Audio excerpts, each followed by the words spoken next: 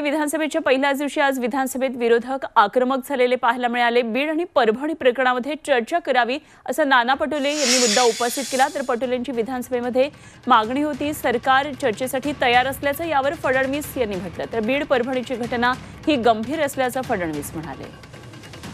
या चर्चेसाठी सत्ताधारी तयार आहेत असं आज फडणवीसांनी म्हटलं। आज कुठलेही स्थगन प्रस्ताव नव्हते आणि त्यावर चर्चा होणं शक्य नव्हतं। आज काही शोक प्रस्ताव होते, त्यामुळे विधिमंडळाच्या अधिवेशनाच्या या पहिल्याच दिवशी अशा प्रश्नांवर चर्चा होऊ शकणार नाही असं राहुल नार्वेकर यांनी म्हटलेलं होतं। आणि देवेंद्र फडणवीस यांनी सुद्धा म्हटलं, सभागृहाच्या काही प्रथा परंपरा असतात, त्यामुळे आज या प्रश्नावर चर्चा होऊ शकणार नाही। मात्र विधानसभा अध्यक्षांनी वेळ दिल्यानंतर आपण यावर निश्चित चर्चा करू, सरकार याला उत्तर द्यायला तयार आहे असं फडणवीसांनी म्हटलं।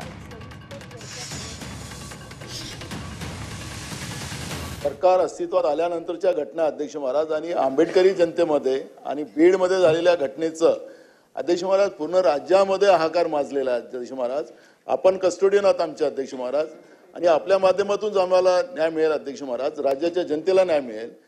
सरकारने उत्तर द्यायची तयारी दाखवावी अध्यक्ष महाराज। मला माहिती आहे कामकाजाचं भाग मला माहिती आहे, पण अध्यक्ष महाराज ही गंभीर बाब आहे आणि गंभीर बाब असल्यामुळे अध्यक्ष महाराज राज्यामध्ये लोकांमध्ये तीव्र चीड परभणीच्या आणि बीडच्या घटनेचे अध्यक्ष महाराज आहे। आणि म्हणून मी आपल्याला विनंती करतो अध्यक्ष महाराज, आपण निर्णय द्याल तो आम्हाला मान्य राहील, पण सरकारने याच्यातली भूमिका मांडावी अशी आम्हाला सरकारला विनंती आहे।